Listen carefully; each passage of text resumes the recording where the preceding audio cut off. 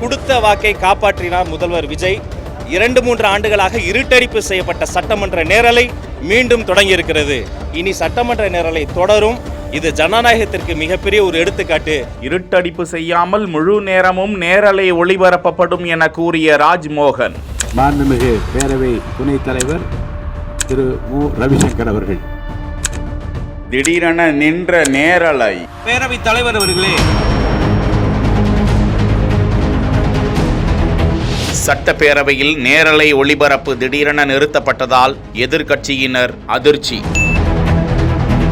தமிழ்நாடு சட்டப்பேரவையில் ஆளுநர் உரைக்கு நன்றி தெரிவிக்கும் தீர்மானம் மீதான விவாதம் ஜூன் 19 காலை தொடங்கிய சில நிமிடங்களிலேயே நேரலை ஒளிபரப்பு திடீரென துண்டிக்கப்பட்டது. அதிமுக, திமுக, பிஜேபி என எதிர்க்கட்சிகள் விமர்சனம். முதலமைச்சர் ஜோசப் விஜய் கொண்டு வந்த மேகதாது அணைக்கு எதிரான தனி தீர்மானத்தின் மீது மிக ஆரோக்கியமான வாதங்கள் முன்வைக்கப்பட்டு வந்த நிலையில் இந்த திடீர் நேரலை நிறுத்தம் கோட்டை வளாகத்தில் பரபரப்பை ஏற்படுத்தியது.